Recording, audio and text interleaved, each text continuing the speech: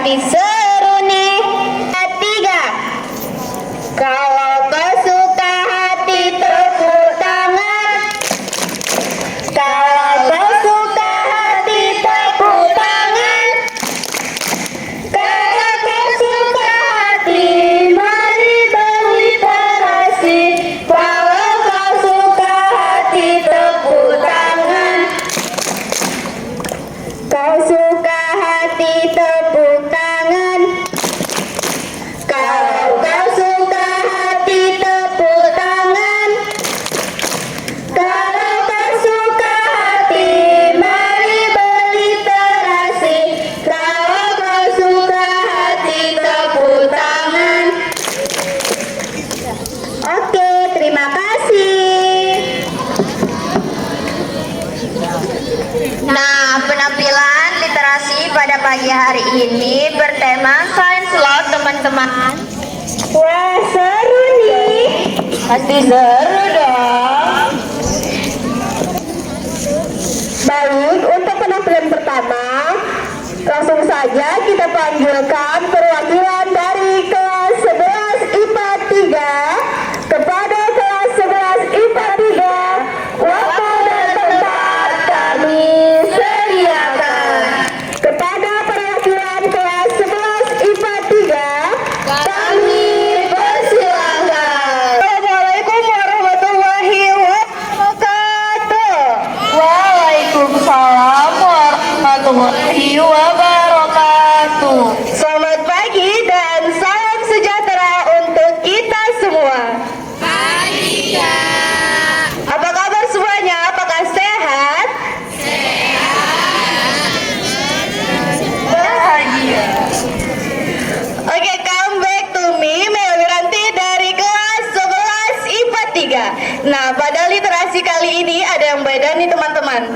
Karena pada pagi hari ini saya ditemani oleh teman-teman saya dari kelas 11 IPA 3 juga. 11 IPA 3, mana nih suaranya? Oke, kita kenalan dulu ya. Baik, perkenalkan nama saya Pozia Dwi Julianti, saya dari kelas 11 IPA 3. Perkenalkan, nama saya Diki Kurniawan, saya dari 11 IPA 3.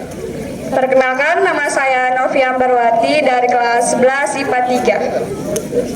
Perkenalkan, nama saya Muhammad Suju Pratama Sutepu, saya dari kelas 11 IPA 3. Perkenalkan, nama saya Dery Rizky Syaputra dari kelas 11 IPA 3. Nah, pada kali ini kami akan menjelaskan mengenai proyek kami, yaitu produk turunan minyak bumi. Pasti teman-teman udah tidak asing dengan minyak bumi. Nah, apa sih minyak bumi itu? Minyak bumi adalah cairan berwarna gelap yang terbentuk dari sisa-sisa organisme laut dan darat yang terperangkap di dalam lapisan bumi yang mengalami proses pemadatan serta dekomposisi selama jutaan tahun yang lalu. Minyak bumi merupakan sumber energi fosil yang utama,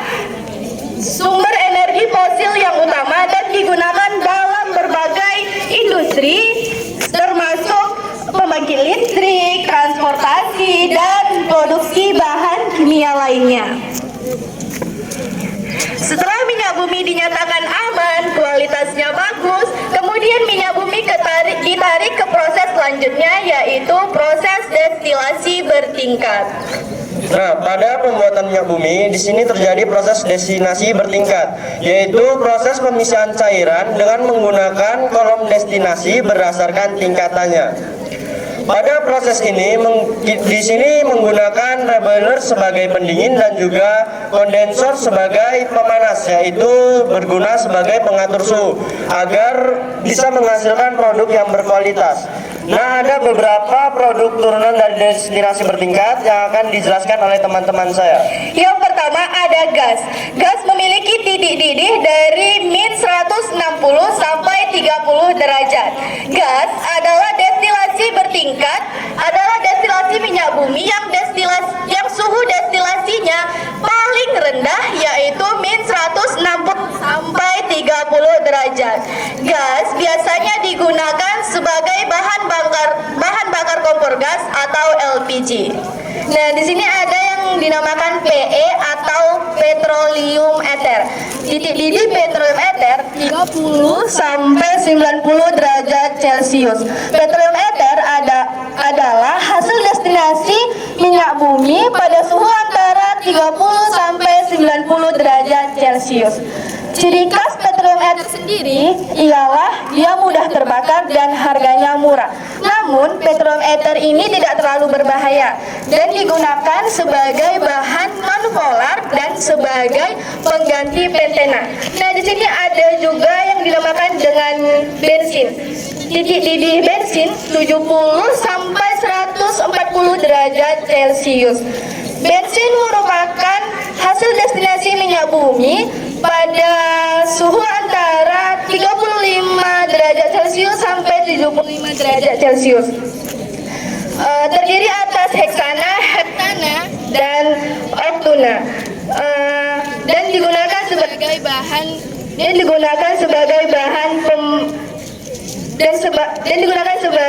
bakar kendaraan bermotor. Kemudian ada nafta. Nafta memiliki titik didih 80 sampai dengan 170 derajat Celcius. Nafta ini adalah hasil destinasi dari minyak bumi pada suhu 70 derajat sampai dengan 140 derajat. Nah, nafta ini biasanya digunakan sebagai bahan baku industri petrokimia seperti plastik karet sintetis dan zat adiktif pada bensin.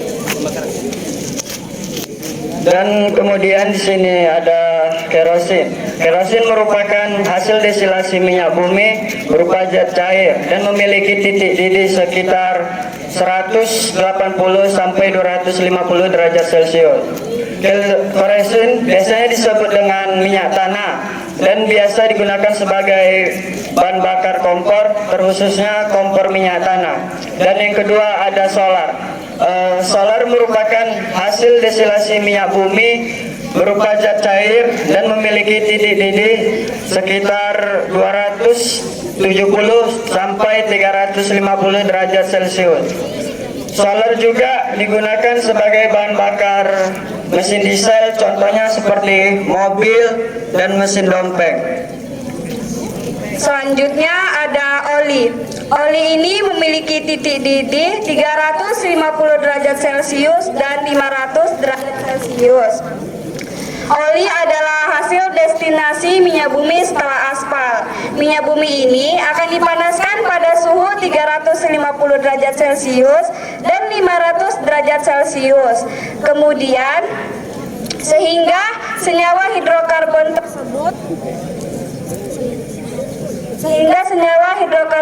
tersebut yang berada pada titik didih 300 di bawah 350 derajat Celcius akan menguap dan titik didih di atasnya akan membentuk komponen-komponen oli.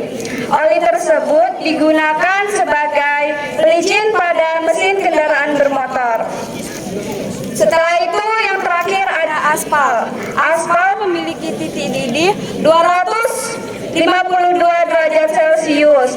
Aspal merupakan residu minyak bumi yang dimana pertama kali didapatkan setelah naik ke menara destinasi bertingkat. Aspal tersebut akan dipanaskan dengan suhu lebih dari 500 derajat Celcius. Kemudian aspal tersebut dimanfaatkan sebagai penghalus jalan. Mohon maaf, saya koreksi. Aspal memiliki titik didih 525 derajat Celcius. Nah, fraksi minyak bumi yang titik didihnya di bawah 500 derajat Celcius akan menguap ke atas menara destilasi dan dipanaskan kembali. Sedangkan yang titik didihnya di atas 500 derajat Celcius akan berkumpul dan menjadi residu yang akan dijadikan sebagai aspal. Nah, baik, di sini kami akan menunjukkan pembakaran hidrokarbon, yaitu pembakaran sempurna dan juga tidak sempurna.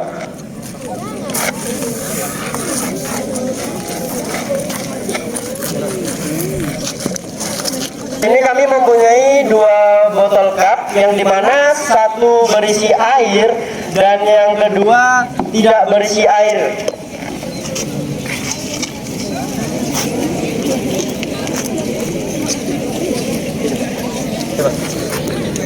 Nah, di sini pertama kami akan memasukkan cup yang tidak ada airnya ke dalam ember yang telah kami isi dengan sulfur.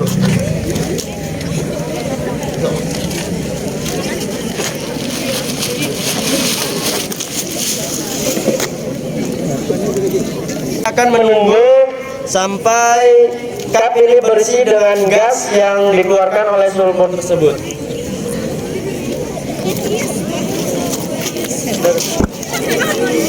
Serem. Nah,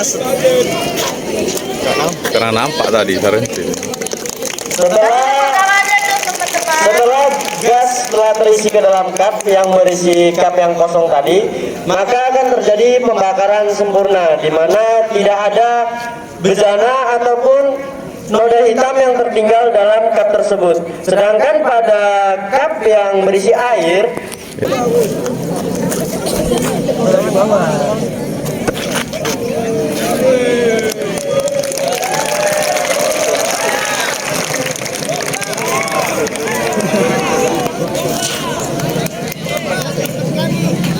nah, pada pembakaran yang kedua, di sini dinamakan pembakaran tidak sempurna karena tidak adanya oksigen yang mencukupi sehingga munculnya bercak hitam pada cup. Dan sedangkan pada pembakaran satu lagi tercukupinya oksigen sehingga tidak ada yang bercakap. Yang membedakan pembakaran sempurna dan tidak sempurna adalah pembakaran sempurna menghasilkan O2 sedangkan pembakaran tidak sempurna menghasilkan CO. Ada apresiasinya dong teman-teman. Nah, demikianlah literasi dan praktikum yang telah kami sampaikan. Mohon maaf bila ada kesalahan kata dari kami, sebab yang sempurna hanya milik Allah. Nah, kami pamit undur diri, kami akhiri. Wabillahi taufiq wal hidayah. Teman-teman paham dengan apa yang mereka jelaskan dan mereka praktikkan di depan ya.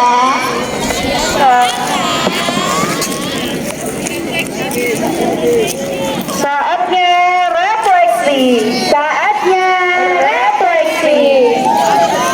Kira-kira siapa ya yang mau refleksi pagi hari ini? Siapa?